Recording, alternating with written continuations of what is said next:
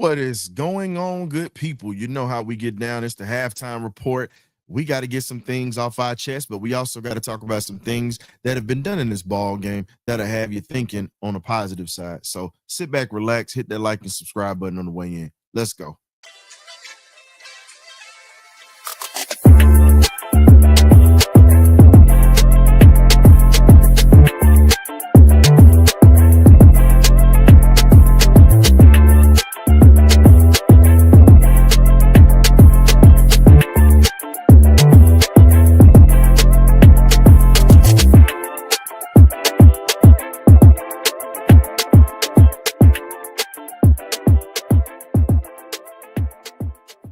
BirdCage.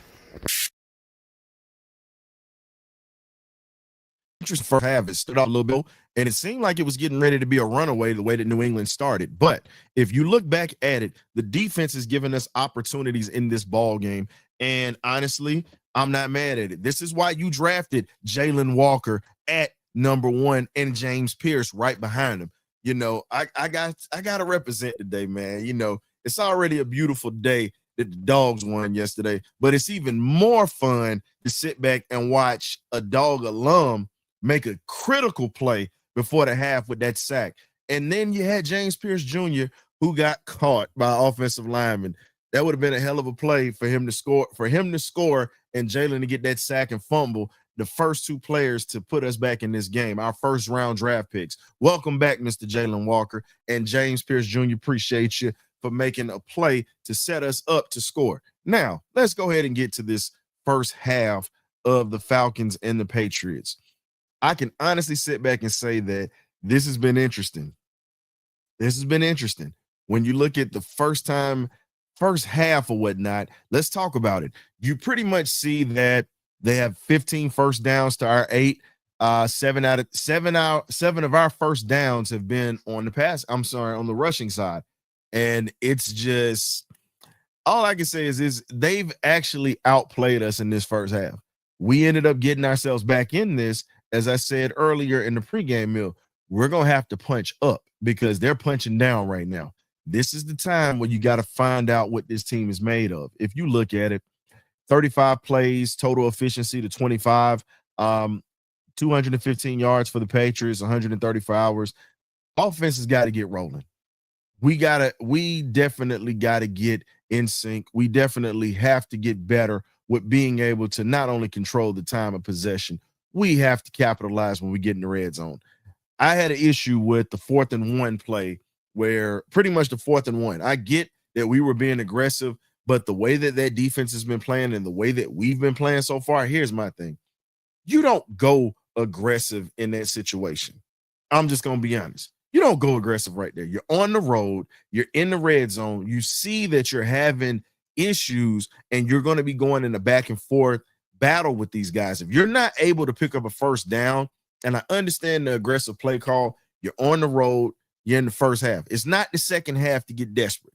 It's not desperation time yet. Take the 3 points and you'll see what happens. We literally just got 7. We would only be down by 4 opposed to being down by 7 right now. So again, this is what happens. You can't give up just yet. The game is still young. When we look at it, we've got to get out of this freaking pistol formation. Excuse me. That almost came out. That is killing us because if you're looking at it, we're struggling with moving the ball. Penix is struggling with being able to hit guys deep. Shout out to Drake London. He's got 2 touchdowns on the day. Today he's making the 9-5 connection is definitely making its presence felt in the northeastern area today. Now, the other thing we got to do, you have to just figure out how to get Kyle Pitts more involved today. Pitts has had some great plays today. Pitts has been doing some awesome things when he's had the ball in his hand, but you have to get him in a place to where he can use his size advantage over these smaller corners and linebackers, period. You have to. He's out here catching passes now, but here's the other thing. Offensive line's got to give Penix some time. We're getting whipped on the blitz, period. We're getting whipped on that blitz. Our O-line is getting whipped, and Penix is having to rush to throw, and he's not able to set his feet. Been a couple of passes that he pretty much sailed over, a couple of passes that he ended up putting out a reach, but that is because of the fact that he has no time. So what I'm saying is, O-line, you've got to do a little bit better when it comes to protecting him. And we've got to get a little bit more creative with the blocking scheme at this point. We have to, because if we can't get better with our blocking scheme at this point, we're in trouble. Now, we still got a whole second half of football. The Patriots, they're going to get the ball. Pretty much they're going to get the ball. No, actually, I'm not even going to say that. Let's put it this way. Our defense gets out. Their offense gets out. We need a quick 3 and out. We got to get their offense off the field. We have to neutralize Drake May. We're allowing Drake May to run today, period. At this point, we're seeing that we're hurting at linebacker right now. We need a linebacker. And you're seeing the effects of that because Drake May's not the fastest guy in the world, but he's efficient enough to use his legs to get away. We have to get somebody that can play middle linebacker. We are hurting right now without Diablo. Even though we're still in this ball game, you see the effects of that because they're attacking the middle of the field. I mean, it's just like a boxer. If I see you bleeding, the way I can get this fight stopped, I'm just going to go ahead and keep jabbing and jabbing and jabbing and trying to open up that wound to where that blood comes down where you can't see. The way that they're going to keep hitting us, they're going to keep hitting us across the middle. Stephon Diggs, congrats on your 900 reception. I hate the fact that it was against us and you scored. Hate it. But you know what? Got to give congrats because everybody doesn't get that milestone like that. Now, all I can say is this. This is the issue that I'm noticing. There's scared energy when it comes to Raheem Morris and this football team. It's scared energy. And it's not from the players. It's coming from the leadership spot. And you're seeing that within the play calling. You've got to know when to be aggressive. You got to know when to sit back.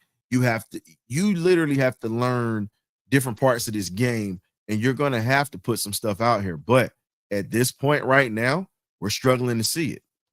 Now, I got to put this up for the half as well. If you want to look at a little something that's going to be a little bit closer, let me pull this up for you guys. Here's your time of possession right here, 17 minutes to our 12 minutes.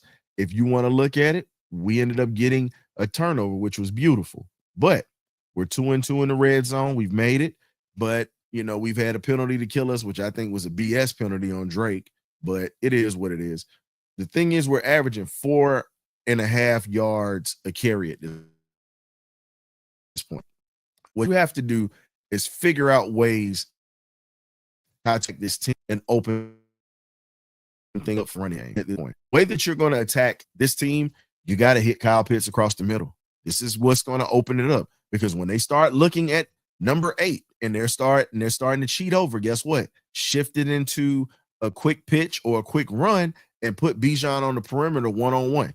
You have a golden opportunity to do some things with that speed. They are pretty much letting you know that they're not going to let Bijan and Tyler Algier beat them. They're letting you know this.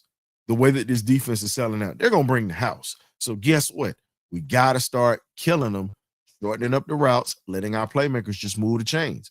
Because once they start creeping up and start backing off, you open a lot more things up. But like I said, I believe it's still a chance to win this ball game because I see the cracks in the Patriots right now.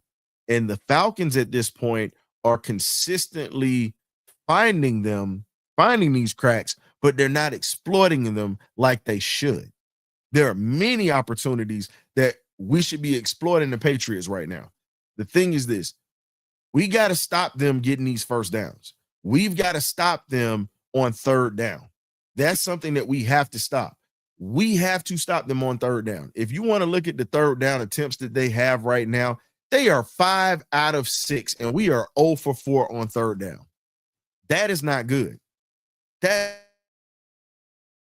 is not good. They much only had 1 3 and out, just one. But every other third down they've converted on, and we have yet to stop them. We've got to stop the third downs in the second half, get off the football field, and we've got to give our defense a break. We've got to sustain longer drives.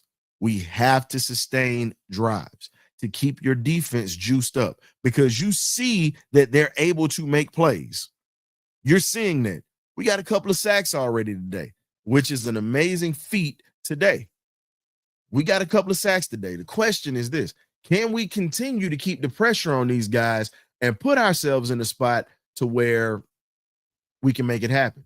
If you look at it, it's one of the things that you sit back and say, Jalen Walker has a sack. Lakel London has a sack right now. And then you also have Brandon Dorless with the sack. Now, with all these sacks that we've gotten in the first half, which is 3, they are already exceeding the expectations that I put out for the D-line / pass rush this week. I said I needed 4. They got 3. They got to get 1 more.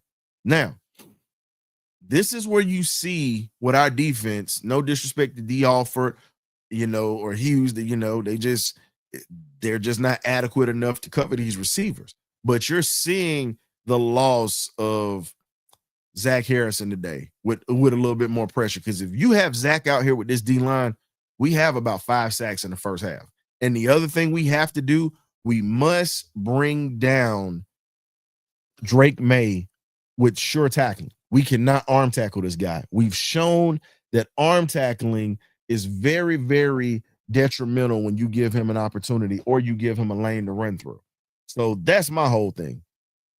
Now, the thing is, I'm just trying to figure out when is our offense going to really wake up, because the defense gifted you field position and an easy touchdown before the half to keep us back in this ball game. When are we going to wake up offensively, and when are we going to put some stuff out here to where they can fear this offense? That's what I want to see in the second half. Can we use Pitts? Can we use Drake a little bit more with the slant routes and putting himself in a position to where he's dominating, where he's going to open it up? Today is a Drake London game. They can't do anything with him. Today is a Drake London game. You got to feed him. You know how you say every once in a while you got a guy that's just on? He's on today. You got to figure out ways to get him the ball. You got to get Pitts in the end zone today. Again, they're going to key in on Drake. So guess what you got to do? You got to use your giant tight end that you have and put him in a position to score. They are not going to let Bijan Robinson beat them today. Any defensive coordinator from here on out for the rest of the season will not allow Bijan Robinson to beat them. It's not going to happen. So you've got to get in a situation to where you're using all your weapons in this first half. I'm sorry, in the second half that's coming up. You got to do a better job of that, because we have matchups. You just have to exploit them. And until you exploit those matchups, we're going to still see lackluster drives. But I want to thank the defense for fighting like hell right now. In some situations, we're already seeing that some of these players are a little upset at what's going on. They are. A lot, just like the fans. They're trying to figure out what the hell is going on with this offense.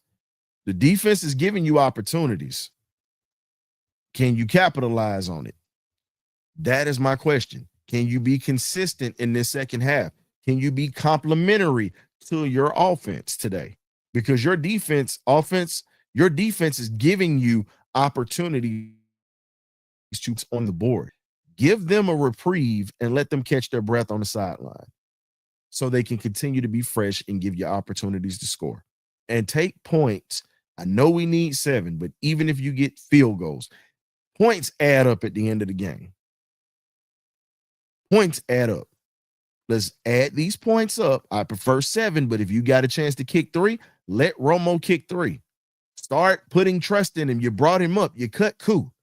Stop cutting his legs from up under him. He's got to get used to kicking, because if he's cold and he can't kick, it's going to be detrimental to us down the road.